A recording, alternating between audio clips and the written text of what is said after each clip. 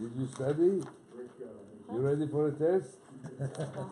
Baba Baruch. I'm going to ask you questions. I'm going to be answering. I'm going to ask about the Ola Sa'of and the Chata Sa'of. Okay, good morning. Let's start again. Actually, the Amud is very short, so we'll start again on the very bottom of Chaf Aleph Amud Aleph. Today's Daf is Chaf Beis. At the very bottom of Chaf Aleph Amud Aleph, the Gemara said about the 7 lines from the bottom, My Rabban and My Rabbi Zev Rabbi Shimon. What's this argument between Rabbanan and Rabbi Zev Rabbi Shimon about how many pipes? What's the argument between them about whether the pipes in the Ola Sa'of have to be fully severed or only in majority severed? The Tanya went in a brisa. The verse says about the Ola Sa'of, about carbon Ola v'yored. Chaf Aleph Amud Aleph. And the second bird, he should make an Ola like the law. What does it mean like the law? Three opinions. Opinion number one, the Ola is done like the law of Chatas Behema, like the law of an animal Chatas. You're saying it's done like the law of the animal Chatas. Maybe it's that the Ola bird is done like the Chatas Sa'of bird, like the Chatas bird. The answer is when it says he will offer it in the singular tense. The Torah is saying that the Chatas Sa'of is different than the Ola Sa'of. Therefore, it can't be that Kamishpat, the law of the Ola Sa'of, is like the Chatas Sa'of, because it's different. So what am I learning from the word Kamishpat? Kamishpat Chatas Behema. It means that the Ola Sa'of is done like the Chatas Behema. Now the very last line of Chaf Aleph Amud Aleph, meaning like this: Chatas Behema and a Ba'al and a Chulin. Chatas Behema now starting Chaf Aleph on the base. You can only bring it from Chulin. You can't bring it from Meiser Sheni. Uvayom Chatas Behema has to be brought by day. Uvayada Yamanis has to be done with the right hand. Af Ola Sa'of. So to the Ola Sa'of and a Ba'al and a Chulin, it can't come from Meiser Sheni. It has to come from Chulin. Uvayom, it has to be brought by day. Uvayada Yamanis with the right hand. So maybe 1 second, once you're comparing to Ola Sa'of to Chatas Behema, just like Chatas Behema is like any other animal, you have to slit the majority of both pipes. Maybe in Ola Sa'of you have to slit the majority of both pipes with the thumbnail. That's what the verse says. Umalak v'iktir. Amen. The verse says, with Ola Sa'of, Umalak es rosho, Viktir mizbecha. He will, literally, I guess, I would translate malak as like flick off, right? He will knock out. He'll knock out the head of the bird, and he'll offer it onto the mizbeach. So once already it says it's an Ola, Ola means it's all brought on the mizbeach. So what do you mean, Umalak es rosho, Viktir mizbeach? What does it mean to say is, malak is like haktara. Malak is like the offering. Maktara, just like when the offering, harosh ba'atzma v'aguf ba'atzma, when it comes to the offering, the head and the body are separate already. Af malika, so to the malika, is harosh ba'atzma v'aguf ba'atzma. The head is by itself and the body is by itself. So if you're only severing the majority of the two pipes, the head's not by itself, it's still attached. So if the head has to be by itself and the body by itself, it means that the two pipes are fully severed. That's the view of the Chachamim. Why did they compare it to animal chat as opposed to animal Ola? Like, wouldn't that be more logical? Because this is an Ola also. Oh, I mean, I can give you an answer, which is that in a carbon Ola v'yored, the two birds are sort of an animal chatas. Like the rich man brings an animal chatas, the poor man brings a bird chatas and a bird Ola. So they're sort of like filling in the role of the animal chatas. So that's view number one. Okay, we're talking about how to interpret these verses about Ola Sa'of. View number two. Rabbi Yishmael says, we are in the middle of Chaf Aleph and Beis. Rabbi Yishmael says, since it says about the Ola Sa'of, the bird Ola, Kamishpat, it's unlike the law. It doesn't mean like the law of Chatas of an animal. It means Kamishpat Chatas Sa'of, like the law of Chatas Sa'of. And therefore, ma Chatas Sa'of imula oref, just like Chatas Sa'of, the malika is done in the back and the nape of the neck. Af Ola Sa'of, so to the bird Ola is imula oref, it's done in the back of the neck, because it says Kamishpat. 1 second, if you're going to compare it to Chatas Sa'of, Just like there, it's molek ve'eno mavdil. We know in regards to chatas sof, you only cut one pipe, so you're certainly not severing off the head. So ve'eno mavdil b'simen echad, and it's only right. You cut one pipe, the other pipe is not cut at all. So that way you're not separating the head. So the Torah says explicitly about the chatas sof, lo yavdil, you should not separate the head. So maybe then afkan, so to an ola sof, it would be molek. You only cut one pipe. The other pipe should keep it connected, because after all, you're saying kamishpat. It's like the chatas sof. That's what Talmud. That's what the verse says. V'hikrivo, and he will offer it. That the ola sof is done differently than the chatas sof. Ola sof, you do sever both pipes and separate the head, whereas the chatas sof, you don't sever the head. Now, opinion number 3, which is what we were looking for, Rabbi Zev Reichman said like this. Since it says about ola sof kamishpat, it'll be brought like the law. It means kamishpat chatas sof, like the view of Rabbi Shmuel, it means it'll be brought like the law of the chatas sof, like the bird chatas. Okay? So what does it mean? It means like this. Malahal, just like over there. Now starting today's daf. Oches beroshu v'aguf umazeh, with the chatas sof, the Kohen is holding both the head and the body when he throws the blood. Afkan, so too over here. Oches beroshu v'aguf, he's holding the head and the body of the ola sof umazeh when he throws the blood. What do you mean he holds the head and the body? This is what it means. Malahalan, just like over there in regards to the chatas sof. Kishu achuz harosh baguf mazeh. When the head is still attached to the body, that's when the blood is thrown, because the head's never fully detached from the body. Only one pipe was cut, the other pipe is fully intact. Afkan, so to an ola sof. Kishu achuz harosh baguf mazeh. When the head is still attached to the body, he's throwing the blood. How could the head still be attached to the body? Because he doesn't sever the entirety of the two pipes. He only severs the majority of the pipes. So here we have it. Here we have Rabbi Shimon saying that in Ola Sa'of, the Malika only slits the majority of the two pipes, and in Chatas Sa'of, it slits only one pipe. And we have the view of the Chachamim that in Ola Sa'of, the head is fully detached, and therefore both pipes are fully detached. Continues the Brisa. And if you're going to say that Ola Sof is like Chatas Sof, Malalan Simen Echad Afkan Simen Echad, maybe make it like Chatas Sof. Chatas Sof, only one pipe is cut. Maybe Ola Sof also should only have one pipe being cut. That's why it says V'hikrivo, and he will offer it. The Ola Sof, it's done differently than the Chatas Sof. From the word Kamishpat, that means that in certain ways it's like the Chatas Sof. From the word V'hikrivo, and he will offer it, means that in other ways it's not like the Chatas Sof. So now we got it. That's what we were looking for. You said, where's the Rabban and Rabbi Rabbi Shimon? This is where it is. It's this Brisa talking about how to reconcile, on the one hand, the word Kamishpat, on the other hand, the word V'hikrivo. Now the Gemara goes back to the Brisa. The Tana Kama. So now, according to the first Tana, the Chacham, who hold that the Ola Sa'of, both pipes need to be severed. Once he darshans from the words Umalak v'hiktir to mean, as we just said, that Ma'aktara rosh ba'atzmo v'aguf ba'atzmo, Af malika rosh ba'atzmo v'aguf ba'atzmo. He learns from Umalak v'hiktir that the body and the head have to be separate. So then v'hikrivo lamali. So why do I need the word v'hikrivo to tell me that the Ola Sof is different than the Chatas Sof? And the Ola Sof, the body is separated from the head. Of course, I know it from Umalak v'hiktir.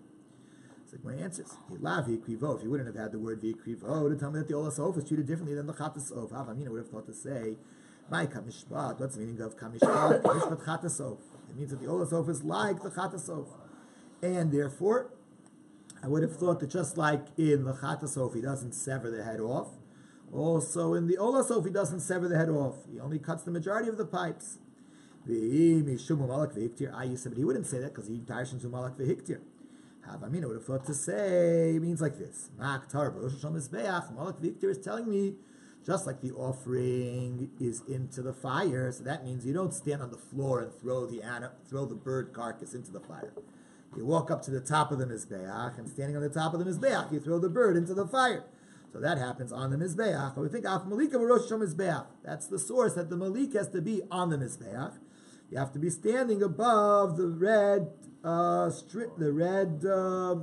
strap, the red painting that's on the Mizbeach. And that's why I need to have V'hikrivo. Once I have V'hikrivo, it tells me no. Ola Sa'of is different than Chatas Sa'of. Not that Ola Sa'of is the same as Chatas Sa'of, and that Ola Sa'of and Chatas Sa'of are just done on the Mizbeach. No, there's a difference between them. So the Gemara says, 1 second. So now that I have the word V'hikrivo, tell me that Ola Sa'of is different than Chatas Sa'of. Drosh Banami Ha. So say this too, and say, once I say V'hikrivo, that the Ola Sa'of is different than the Chatas Sa'of, then Kamishpat doesn't mean that the Ola Sa'of is like the Chatas Sa'of. So say this also.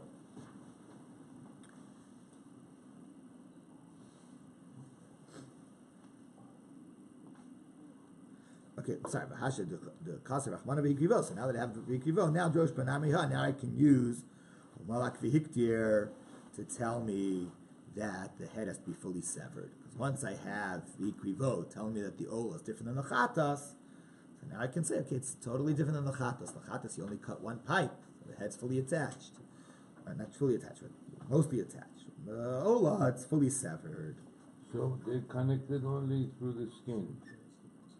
No, the Ola is cut Or off it's entirely. completely cut off. Completely cut off, according to this view. According to this view, it's completely cut off.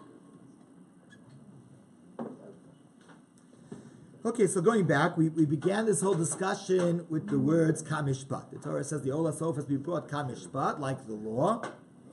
Like the law of what? There are different opinions. Either like the law of chatas behema, or like the law of chatas ha'of. So that's like the first opinion. Kamishpat means it's brought like the law of chatas behema, to teach you what? So the Braisa, chatas behema has to come from Chullin, it can't come from Ma'aser Sheni. Ola Sa'of also cannot be brought from Ma'aser Sheni.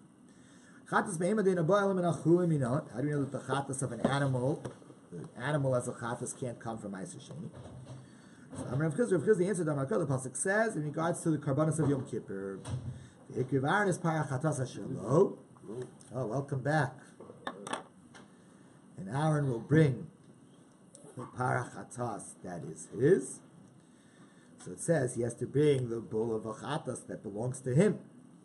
That means mishalo v'lo mishal tzibur. It has to belong to him, and it can't be from the community.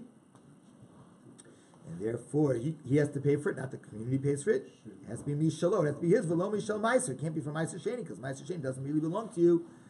Ma'aser Sheni belongs to Mammon Gavah. That's the view of Rabbi Meir. And even Rabbi Yehuda holds Ma'aser Sheni Mammon Hedjed.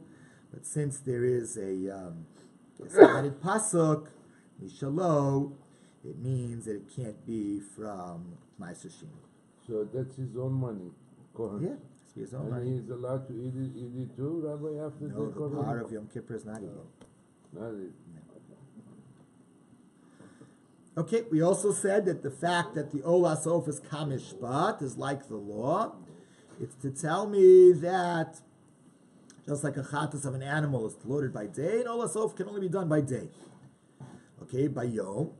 This law that it can only be done by day, why do I need the word kamishpat?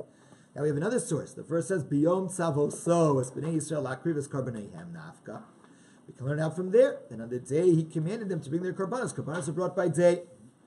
Right, today nas, but we don't really need this word kamishpat. It was just thrown in there. You know, we were saying things that the Ola Sof is like the Chatas Sof. This is also, they're both brought by day, but it's not really from the word kamishpat. There was a third thing that the Ola Sof is like the Chatas Sof from the word kamishpat, that both have to be done with the right hand. Yadi Yamanis. That's the source why Ola Sof has to be done with the right hand. We know that Ola Sof has to be done with the right hand because Ola Vod has to be done with the right hand. We learned it for Rabbi Bar Chana. If the Torah mentions about something, the word kahuna, like v'ikrivo kohen, which is said about the Ola Sof, the Kohen will bring it, or finger, it means the right hand. The other one will tell you kahuna baya etzba. If it says the word kahuna and the word etzba, then it means the right. But if it says etzba, it says just the word finger. Lo baya kahuna, even without the word kahuna, means the right. But if you just have the word kahuna, it doesn't mean the right.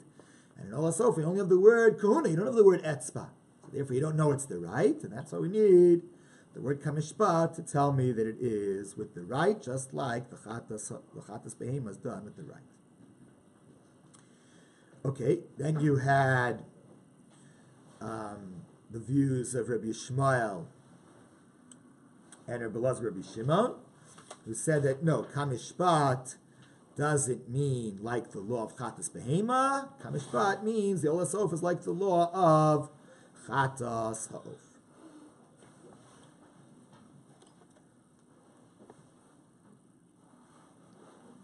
Ask the Gemara. Tanakama, who uses kamishpat to tell me that the olas ha'of has laws like the laws of chatas behema. Rabbi Elazar Rabbi Shimon, who did say that olas ha'of teach the word kamishpat, teach me that olas ha'of is like chatas ha'of, but not the fact that chatas ha'of is done in the back, but he's saying that the fact that it's like chatas ha'of and that the head is not fully severed. How do they know that olas ha'of, the malika, is done in the back of the neck? When it says gami malika, they'll tell me that's just from the definition of the word malika. Since it says the word malika in regards to olas ha'of, and it says the word malika in regards to chatas ha'of, the definition of malika is the same. Just like in chatas ha'of, it's mimul orpo, it's explicitly, it's in the back. So to here, it's mimul oref. The definition of the word malika is all the way in the back. Okay, the rest of the daf continues with the laws of the malika, the laws of a carbon brought from a bird. So remember, back to Masechet Tzvachim and Masechet Menachos, we learned there that the birds that can be brought as olas ha'of or chatas ha'of are only two types, either torim or bnei yonah. I'm not really sure what torim are. I saw some translate turim as pigeons. Bnei yonah clearly are some type of a dove. Turtle doves. What do they translate torim as? They say pigeons. Turtle doves and pigeons.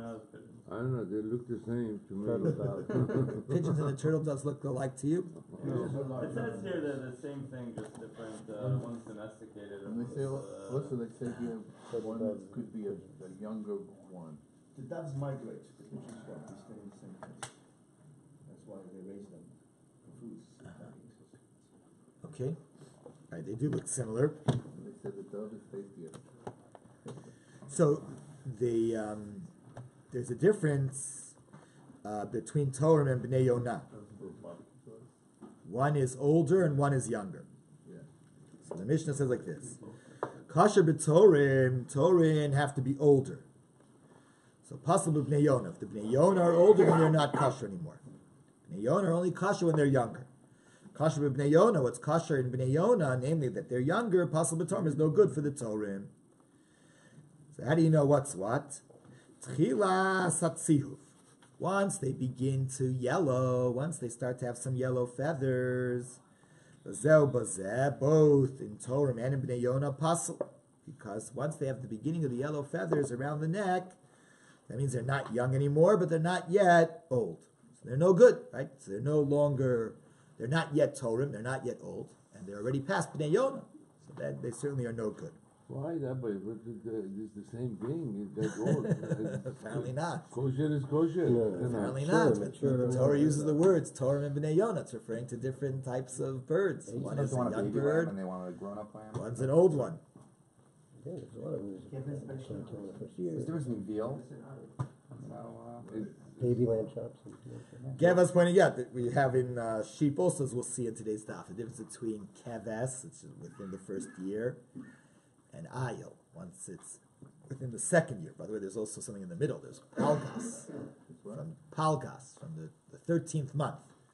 When it's 13th month, it's not yet ayil, but it's already past keves. I mean, it's good to say that it has to be 1 year old or 2 year old. But is a big difference between that and saying that, oh, we got yellow thing, Yeah, so once it's yellow, anymore. It's already past the 1 year. It's not. It's already past being a child anymore. They have in their farm that they know how old it is. Yeah, the birds are flying in. That's true too. That's a good point. I saw that there's this doctor in Maryland, Jeremy Brown. He writes he tries to connect the daf to medicine and science. So he has a whole essay on today's daf about the traditional cure for hepatitis. In Mea Sharim they say that if someone has yellow, you put a bird on the stomach, and then the bird gets yellow and the bird dies. So the doctors don't like it. They think that only works for hepatitis that leaves by itself. So the hepatitis leaves by itself, so the bird's going to die, and he's going to get better, but it's not because of the bird. But it's a strongly held cure in Mea Sharim. They put a whole bird in someone's stomach? They put a bird on the person, a pigeon. They put a pigeon on somebody's stomach. On the stomach. The guy's yellow because his liver's not working well. They put the pigeon on the stomach, on the belly button, and they say that the pigeon becomes the yellow, and the person gets better. Yeah, that's the tradition. They observe the yellow thing there. That's they say, Mea Sharim. That's what they say. They're still doing it. Rabbi. Yeah, absolutely, they do it. Yeah, sure. They do it, absolutely, they do it. Rabbi, is there anyone who We're talking about pigeons with yellow feathers, right? Cruelty Absorbing the people, yellow. yeah, all over that. I remember you saying one time that we don't know who exactly the Kohen names are. Yes, that's true. According to the Marsham and Upkiveger, yes. If they don't have a strong nails, maybe they're not Kohen. Is that how we could test them? I guess so. You see, if they've got a good, strong thumbnail. Roger, you got to grow a bigger thumbnail than that. That's not much. You have to have. It's a drug addict, isn't it? We have like little Pink TV, right? The thumbnail's got to be really strong. It's got to go through the neck, through the spine, and according to one opinion, through both pipes and the also. This is the best way to test them, Rabbi. I couldn't do it. You cut one pipe forward. You cut the first pipe forward, and then the second one half. Or you move your finger around. Torin, when the Torah talks about, what do they call Torim? They call Torin turtle doves? Turtle doves. Yeah. Turtle doves are gedolim ksherim. If they are adults, they're ksherim. Ktanim psulim. If they're too young, they're possible. Bnei Yona, pigeons. Ktanim ksherim. If they're young, they're kasher. Gedolim psulim. If they are adult, they are possible. So it comes out. Kasher b'torim. What's good for Torin? What's good for the turtle doves, namely adults, it's possible b'nei Yona. It doesn't work for pigeons. And kasher b'nei Yona, what's good for the b'nei Yona, what's kasher as b'nei Yona, namely small ones, small and young, possible b'torim doesn't work as turtle doves. Tanur Rabban, how do we know this? We went in a brayso. The Torah says Torim. Torim means gedolim, adult ones, v'lo ktanim, and not small, young ones.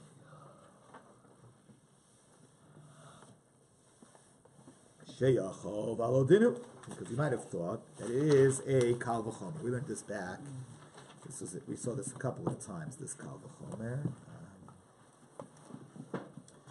This is back in Maseches Zvachim already.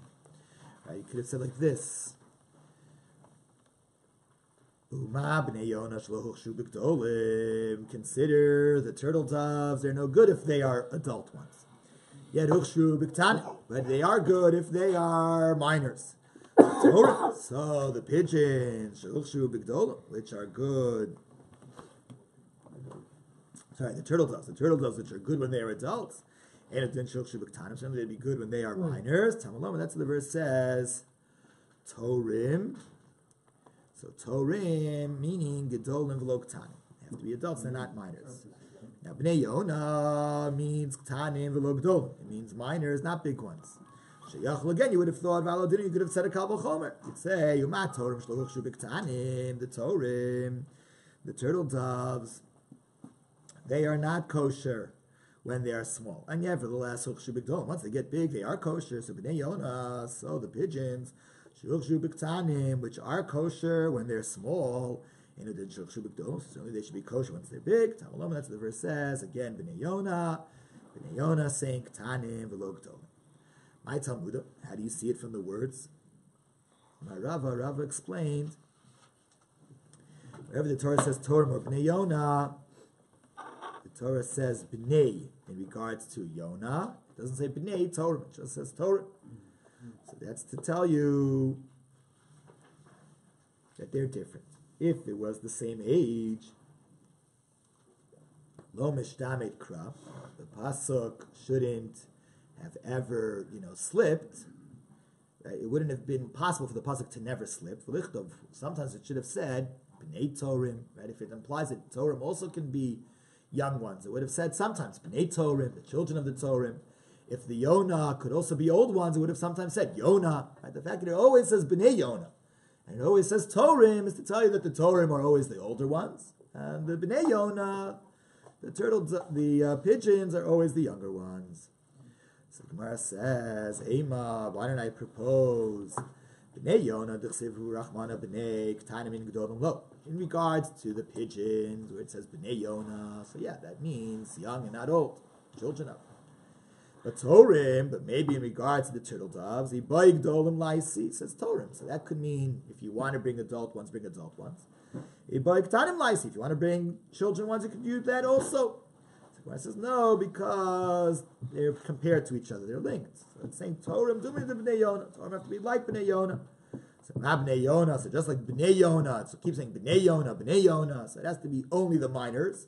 K'tanim min g'dolim lo, b'nei Yonah, only the minors and not the adults. Af Torim, so to in regards to the turtle doves, g'dolim in, it only means the adults. K'tanim lo, and the minors not. Okay, so that's the source. That's the source of the first part of the Mishnah. First part of the Mishnah was what works for Torim doesn't work for Bnei Yonah. What works for Bnei Yonah doesn't work for Torim. Says the Gemara, what's the scriptural source for that? It's the fact that the Torah keeps talking about Bnei Yonah and Torim. It doesn't talk about Bnei Torim or Yonah. It's talking about Bnei Yonah. Bnei Yonah means minors. Torim means adults. Rabbi, at Yom Kippur, when we do the kaparot, Yes. why don't we do it with pigeon rather than with chickens? That's a good question. I don't know. Based on these things, Oh, welcome back. Good morning. Morning. Why don't we use pigeons? I don't know. It's a good question. Some people use fish if they can't afford chickens, and some people use money. Maybe they had more chickens available in Europe, and that's where it started. Sfardim are against kaparot. I don't know what they did in Persia, but the Bet Yosef, Rav Yosef Karo, is against kaparot. As a matter of fact, they did the kaparot in their own house. They brought the shochet over there, and they did it in the house. All right, you have Ashkenazi blood to you, right? You must have, because it comes from the Ramah. The Ramah's pro the kaparot with the chickens. You live in Englewood. Yosef Karo was against it. Just likes the perkiot. We both go to the same. We both go to the same mikveh, Rabbi. That's for sure. That's for sure. We all come from the same place. Okay, so the Mishnah said that when the bird starts to develop the yellow feathers, both in pigeons and in turtle doves, they're no good. Okay, Tana Rabbanan did a brisa. I might have thought to say, Yehu kol hatorim, v'chol bnei hayonah ksherim. I might have thought that all the torim, all the adult turtle doves, and all the minor pigeons are kosher. Tamalom, that's what the verse says. V'hikriv min torim. He has to bring from the torim. That's from below kol torim, not all the torim. Min b'nei hayonah, below kol b'nei yonah. So what's being excluded? Once you have some of the feathers turning yellow, that makes them disqualified, whether it's torim or b'nei yonah.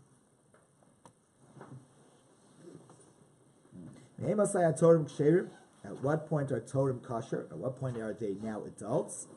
Not when they're yellow, but when they turn gold. Mishi yazhivu. Once their feathers turn gold, in other words, with their wings get big and reddish. So reddish in the sun looks gold.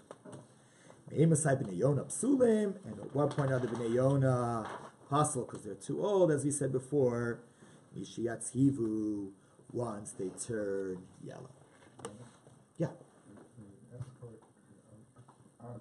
You're saying that the Turim is a fit. Remember, Kol Makom. Yes. It's very hard to find them when you need to bring Turim b'nei yonah. I think during certain seasons they have a lot of them in Israel. Israel's a major migration place. But they're not, bite, as Yeah, you have to catch them. Yeah, you have to catch them. Were raising them for food. In the 50s, Israelis raised pigeons for food. Immigrant camps in Tennessee, at least I know that's the stories I've heard from people that lived there. They raised You don't need them for food. There wasn't food. There was no People lived food. on Oh, they also used to be used for Yes, literal communication. stamps. Yes, that they did in World War One. Yeah, that's true. They used pigeons for communication. Carriers. Pigeon carriers. Messages in Game of Thrones. And they use them for kites. Tani Yaakov Karcha. Yaakov Karcha taught. Me'emasai b'nei Yonah ksherim. At what point are the b'nei Yonah kosher? So we learned when they're puzzle. They're puzzle once they're so old that they have yellow feathers. At what point are they kosher? Rashi explains when they're born, they're not kosher. Rashi says when they're born, they're still like a sheretz because they don't have feathers yet. So they're still like, they're certainly not kosher. So the answer is mishiyalu. Once they go up. So, Hu Tanila, he taught this. He explained what is mishiyalu. The verse says in Eov, Ya'alu dam. The little pigeons, Ya'alu, they will have blood. So, Emas, when is that? Amrabai mikishamet gad femine. Once the pigeon grows so much that if you were to pull out one of its wings, asi dama, blood would come out. At that point, the pigeon has enough of a wing that it is considered no longer sheketz, no longer just some swarmy thing, and now it could be used until it develops yellow feathers. Then already it's too old and it can't be used. Ba'i Rabbi Zera. Rabbi Zera asked the following question: Ha'omer harei olai ola min hatorim o min bnei Yonah. Let's say a person says on me is incumbent an obligation to bring an ola sa'ov, either from Torim, either from the adult turtle doves, or from the children pigeons. And he brought both pigeons and turtle doves at the beginning of when they just both of them just at the beginning of yellow feathers. So Mahu, could he fulfill his obligation? In other words, you have to understand, what did the Mishnah mean when it says at the beginning of feathers, when the birds have their feathers, the yellow feathers, now they're no good? What does it mean? Is it that Sfeikahavi, when you have a little bit of yellow feathers, the beginning of yellow feathers, it's a suffix. We're not sure if it's a minor, we're not sure if it's an adult. So if it's a suffix, whether it's a minor or an adult, you couldn't bring it as Torah, because maybe it's a minor. You couldn't bring it as Bnei Yonah, because maybe it's an adult. But maybe when you promised to bring whatever, either Bnei Yonah or Torah, so now Mimanav Shach, it would work. One way or the other, it works. Therefore, V'nafik, now it works. Because if the yellow feathers is minor, so you worked as Bnei Yonah. And if yellow feathers means it's an adult, it worked as Torah. Oh, Dilmor, maybe the yellow feathers is not a suffix. It's Briyahavi. It's now a new state. A new state. It's not a minor, because it has yellow feathers, and it's not an adult. It's the middle between minor and adult.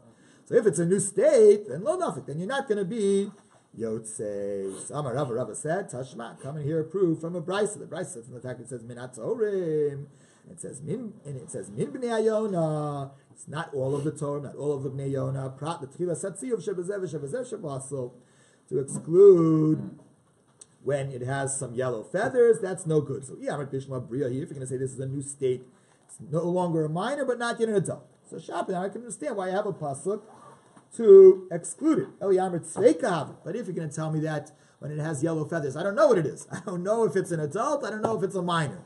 So I need a pasuk to tell me that it's suffix you can't bring. Suffix is there's a possibility of chulin ba'azara. It's possibly the wrong thing. It might not be kodesh. So of course I can't bring it. So it's just pralamute sveika. So I need a pasuk to exclude a suffix. So the Gemara says, you're right, I wouldn't need a pasuk to exclude the suffix. According to this, maybe the pasuk is really not for telling me that when you have some yellow feathers, it's no good.